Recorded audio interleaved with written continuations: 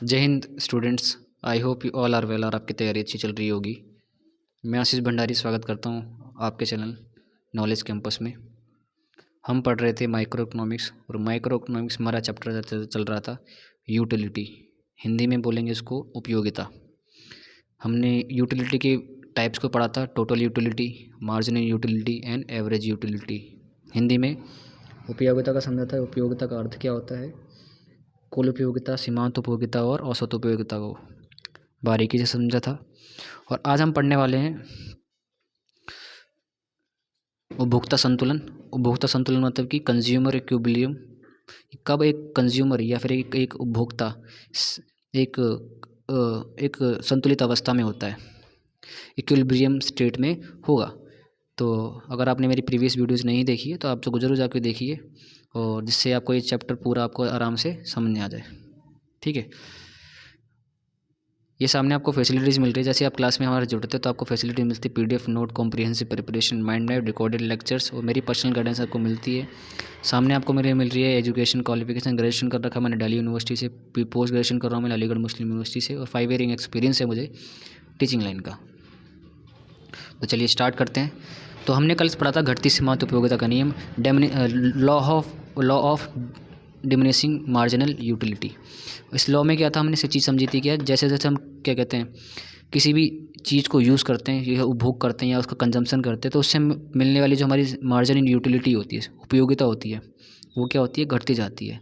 अभी उपयोगिता क्या होती है, मैंने अपनी प्रीवियस क्लास में बताया था कि जैसे जैसे जैसे हम किसी भी चीज़ को, वस्तु को, सेवाओं को यूज़ करते हैं, गुड्स को या सर्विसेज को यूज़ करते हैं, तो उससे मिलने वाली जो हमारी सीमांत उपयोगिता होती है, मतलब कि जो खुशी होती है, खुशी मतलब कि जब भी आप कोई चीज़ यूज़ करोगे तो आपको आनंद होता है, खुशी मिलती है, संतुष्टि मिलती है। जैसे आपने चाय पी, चाय पीने के बाद आपके मन को संतुष्टि मिल जाती है, हाँ भाई मुझे इतना।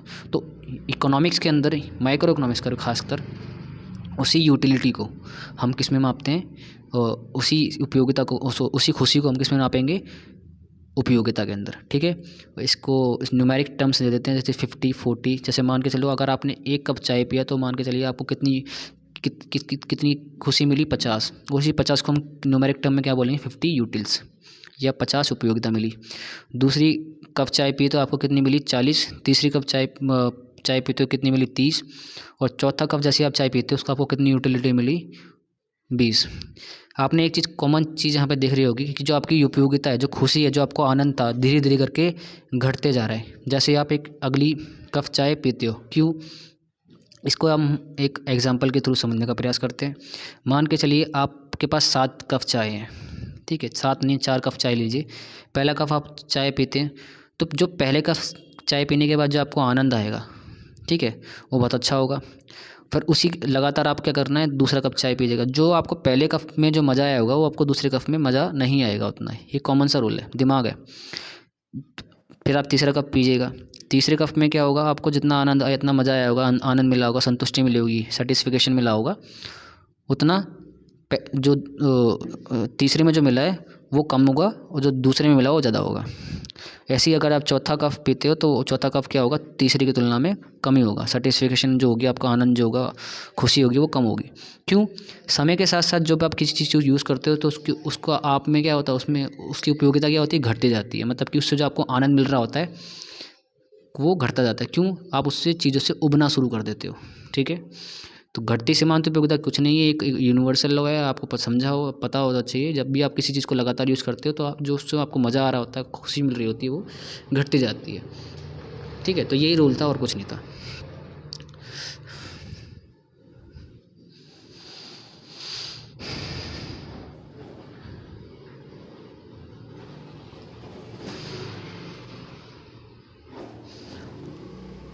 आप समझते हैं इसकी मान्यता। आपसे क्वेश्चन में पूछेगा कि घटती सीमांत उपयोगिता की मान्यताएं बताइए। What are the assumptions of the diminishing marginal utility.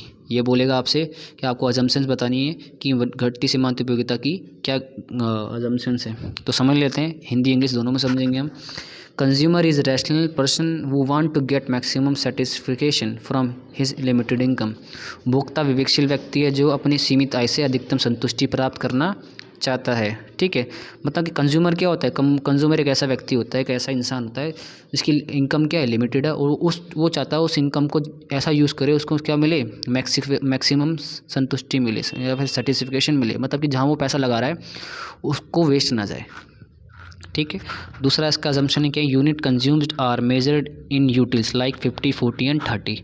उपभोग की गई इकाइयों को यूटिल्स में मापा जाता है, जैसे कि 50, 40, 30। मतलब कि वही जो मैं आपको पहले बता दिया है कि जब भी आप किसी भी चीज़ को यूज़ करते हो तो आप उसको न्यूमेरिक वैल्यू टर्म्स में डिफाइन कर देते हो। जैसे पहले कप चाय पिया तो आपको कितनी यूटिल्स मिली, कितनी खुशी मिली, 50 utils, 40 utils, 30 utils and 20 utils.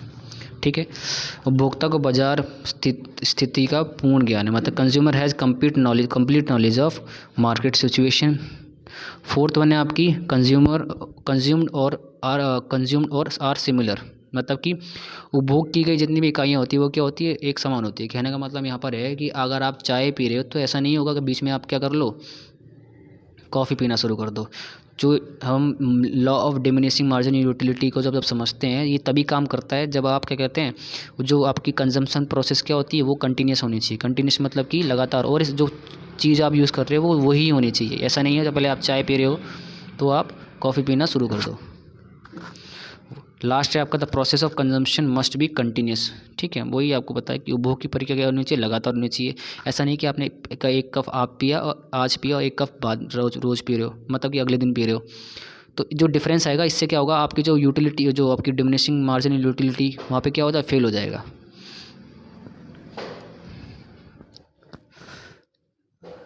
तो इस वीडियो का ये लास्ट क्वेश्चन होने वाला है, मैं आपको पढ़ाऊँगा relationship between the marginal utility and total utility. आप क्वेश्चन में बोलेगा एक उचित रेखा चित्र की सहायता से आपको कुल उपयोगिता और सीमांत उपयोगिता में संबंध बताना है, या फिर आपसे बोले कुल उपयोगिता है सीमांत उपयोगिता में संबंध बताइए। ठीक है, with the help of suitable diagram explain the relationship between the total utility and the marginal utility.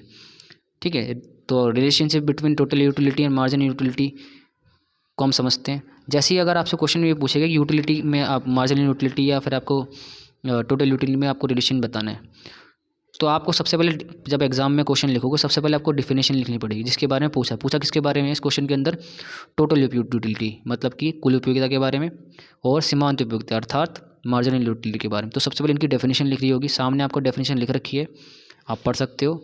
The sum of utility obtained by consuming all the units of a commodity is called total utility। मतलब किसी वस्तु की सभी इकाइयों का उपभोग करने से जो उपयोगिता का जोड़ होता है उनको क्या कहलाता है, आपका कुल उपयोगिता कहलाता है। जैसे कि पिछले क्वेश्चन में आप देख लीजिएगा, जो ये क्या था, MU था, पहले आपने यूज़ करी, कितनी मिली 40, 50, दूसरी से कितनी मिली 40 यूटिल्स, तीसरे से कितनी मिली 30, 20, 10, 0, 10।